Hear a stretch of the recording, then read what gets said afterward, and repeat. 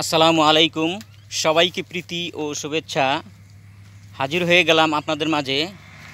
তো আমি এক চায়ের টিলা প্রান্ত থেকে নিচে নামছি। তো যে কথা বলার জন্য আজকের ভিডিওটা, দেখুন আমি মোটর বাইকটা রেখে এখানে আসছি। তো এই যে বানুগাছ রোডটা, বানুগাছ শ্রীমঙ্গল থেকে এখান দিয়ে বানুগাছ হয়ে ঝুরি বড়রেখা, ইচ্ছে করলে সিলেট পর্যন্ত যাওয়া যায়।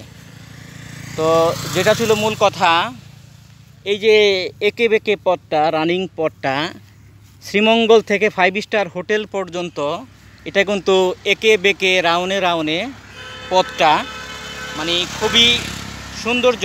পাহাড়ের অলিগলি হয়ে পথটা চলে গেছে, পিচ ঢালা পথ। কিন্তু কথা যেটা হচ্ছে, এখানে মোটর বাইক নিয়ে যারা চলাফেরা করেন, মোটর বাইক যারা চালান মনের আনন্দে, ভালো কথা চালান। কিন্তু এখানে দেখা যাচ্ছে মোটর বাইকের অ্যাক্সিডেন্টটাই বেশি হচ্ছে এই মোড়টা, এই গলি রাস্তাটা থেকে। কিছুদিন আগে ওখানে একটা অ্যাক্সিডেন্ট হয়েছে। তো মোটর বাইকে লেগে খুব জাম্পিং করে অনেক দূরে চলে গেছে, পড়ে গেছে, তার মাথা ফেটে গেছে। পরবর্তী তার ভাগ্যে কী হয়েছে, এটা হাসপাতালে যাওয়ার পরে সেটা অবশ্য জানি না। তো যারা এই শ্রীমঙ্গলে ঘুরতে আসেন বা শ্রীমঙ্গলের মানুষ যারা মোটর বাইক বিশেষ করে যারা চালান, অন্য যানবাহন তো আছেই, বিশেষ করে মোটর বাইক যারা চালান তাদের চলাফেরাটা কিন্তু একটু বেপরোয়া হয়ে যায়। হাতে স্টিয়ারিং থাকলে পাখি উড়ন্ত পঙ্খির মতো উড়াল দিতে ইচ্ছে করে, ভালো কথা। কিন্তু কন্ট্রোলে থাকেন, নিজের জানটাকে বাঁচিয়ে। কারণ একটি দুর্ঘটনা, অ্যাক্সিডেন্ট সারা জীবনের কান্না।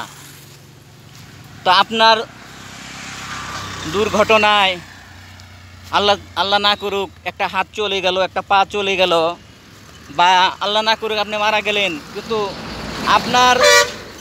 আপনি যে গাইড দিচ্ছেন ছেলে মেয়ে, বাবা মা, সংসার পরিজন, এই যে গাইড দেওয়ার একটা ক্ষতি যে হয়ে গেল, অপূরণীয় একটা ক্ষতি হয়ে গেল। তো আমরা ইচ্ছে করলেই পারি নিজে একটু কন্ট্রোল হয়ে মোটর বাইকটা চালাতে, নিজে একটু সাবধানতা হয়ে হেলমেট লাগিয়ে মোটর বাইকটা চালাতে। খুব আনন্দ বিলাস করার অধিকার সবার আছে, কিন্তু সাবধানতা অবলম্বন করে নিজেকে সেভ করে মোটর বাইকটা চালাবেন এই রুটে।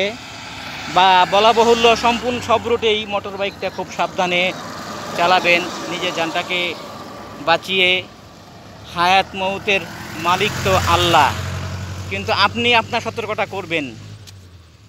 সবাইকে ধন্যবাদ। ভালো পরামর্শ যদি দিয়ে থাকি, লাইক কমেন্ট শেয়ার দেবেন। কথাগুলো কাজে লাগলে আশা করি মেনে চলবেন। ধন্যবাদ সবাইকে। আসসালামু আলাইকুম।